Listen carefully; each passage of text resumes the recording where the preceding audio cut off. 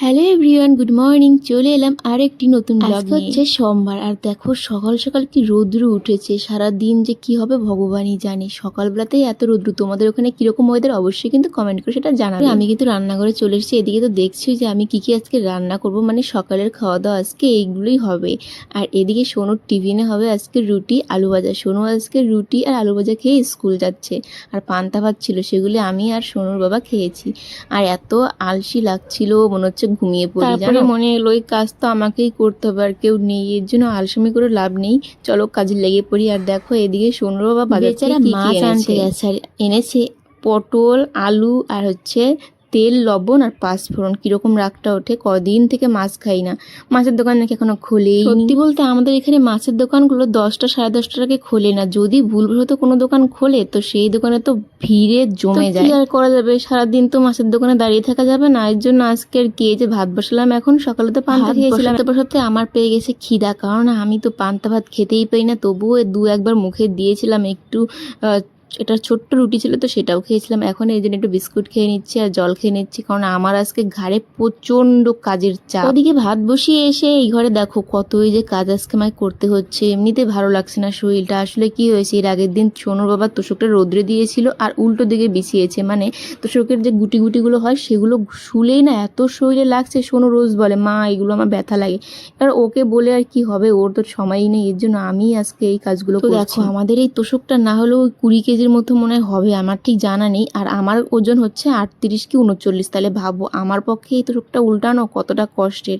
সত্যি এত কষ্ট হচ্ছিল, পুরো দম বেরিয়ে যাচ্ছিল। মাঝে মধ্যে মনে হয় ভগবান তো আমাকে একটু মোটা করলেও পারতো, তাহলে এই কাজগুলো করতে এতটা কষ্ট হতো না। তারপরে আবার মনে হয় না পাতলা আছি বলেই হয়তো এই কাজগুলো করতে পারছি। মোটা হলে তো নিজের শরীর নিয়েই নড়তে পারতাম না। কি আমি জানি আমি ঠিক বললাম, কারণ আমি মোটাদেরকেও দেখেছি পাতলাদেরকেও দেখেছি। আর পাতলারা যে কাজ করতে পারে না, মোটারা সে কাজ মোটেও করতে পারে না। বলেই কিন্তু আমার শরীরে এতটা এনার্জি। দেখো কত কাজ হয়ে গেল।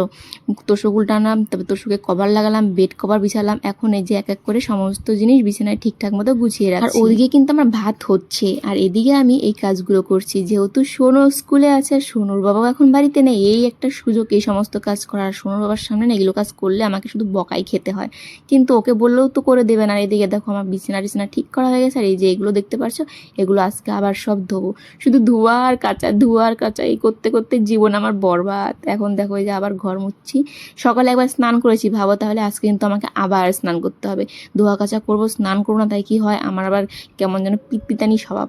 তো এই দেখো এই যেগুলো সব ভিজিয়েছি। তারপরে স্নান টান করলাম একদম শ্যাম্পু ট্যাম্পু দিয়ে। এর মধ্যে একটা ভিডিও করেছিলাম হেয়ার কেয়ার, তো সেটা কিন্তু পরের ব্লগে দেখতে পারবে। তো এখন এই যে সমস্ত জামাকাপড়গুলো মেলে দিচ্ছি। সুন্দর রোদ উঠেছে বলেই কিন্তু আমি আজকে দুবার স্নান করলাম, না হলে আর এই কাজগুলোও করতাম না, দুবার স্নানও করতাম না। কারণ এইভাবে দুবার স্নান করতে করতে আমার যদি একবার ঠান্ডা লাগে 1 মাসের নিচে তার কমবে না। যেদিন রোদ্রু থাকে সেদিন কিন্তু জামা কাপড় ধুতে বেশ আনন্দ লাগে, কারণ ওই যে রোদ্রু তো আসে শুকিয়েই যাবে। কিন্তু যদি বৃষ্টি হয় তাহলে যেগুলো পরে থাকি সেগুলো ধুতেও আলসেমি লাগে, কারণ ওই যে বৃষ্টি হলে তো সেগুলোও শুকাবে না, বাড়ি দিয়ে একদম ভিজে ভিজে জামা কাপড় ভরে থাকবে আর একটা ভিজে ভিজে গরম থাকবে। এই জিনিসটা একদম ভালো লাগে না। বৃষ্টি হবে হয় সবার জামা কাপড় শুকিয়ে যাক তারপরে, কিন্তু ওই যে যেই মেলবো সেই বৃষ্টি আর যেই উঠাবো সেই রোদ্রু, এই জিনিস সবথেকে খারাপ লাগে। জামা কাপড়গুলো মেলে দিলাম আর এই যেগুলো শুকিয়ে গেছে সব ভাঁজ করে রাখলাম। তারপরে একটু আয়নার সামনে ঢং করছিলাম, কারণ ওই যে বললাম চুলে একটু হেয়ার কেয়ার করেছি, আর এই জন্য চুল ধরতে বেশ ভালো লাগছে। আর তোমরা কিন্তু অবশ্যই এটা মিস করো না, ভিডিও তোমাদেরও অনেক কাজে দেবে। আর এখন শ্যাম্পু করেছি, চুলটা একটু আঁচড়ে নেব। আর দেখো চুলটা কিন্তু বেশ লম্বা হয়েছে, ভাবছি চুলটা কাটবো, নিচের দিকটা না কেমনটা ফাটা ফাটা হয়ে গেছে। আর এরপরে সোনুর জন্য অপেক্ষা করছিলাম। তারপরে সোনু চলে আসে, সোনুকে নিয়ে চলে যাই ওই বাড়িতে টিউশনে দিয়ে। আমি এখন যে বসে আছি, মা আমার জন্য পায়েস বানিয়েছে, বার্থডে ছিল কালকে, পায়েস খাওয়ালো আজকে। তারপরে আবার বাড়িতে চলে এলাম, শুনে এখানে বসে বসে হোমওয়ার্ক করছে। আর আমি বসে একটু চুলগুলো শুকাচ্ছিলাম। বিকেলে ওই বাড়িতে যাওয়ার পরে তো চুলটা খোলার মানে সাহসই পাইনি, যা গরম ছিল। তো এখন এই যে বসে আছি। তো চলো আমার আজকের এই ছোট্ট ব্লগটা এই পর্যন্ত। ভালো লাগলে অবশ্যই লাইক করবে আর কমেন্ট করে জানাবে। ফেসবুক থেকে দেখলে আমাকে ফলো করো, আর ইউটিউব থেকে দেখলে আমাকে সাবস্ক্রাইব করে পাশে থেকো। দেখা হবে আরেকটি নতুন ব্লগে। সে ভালো থেকে সুস্থ থেকো।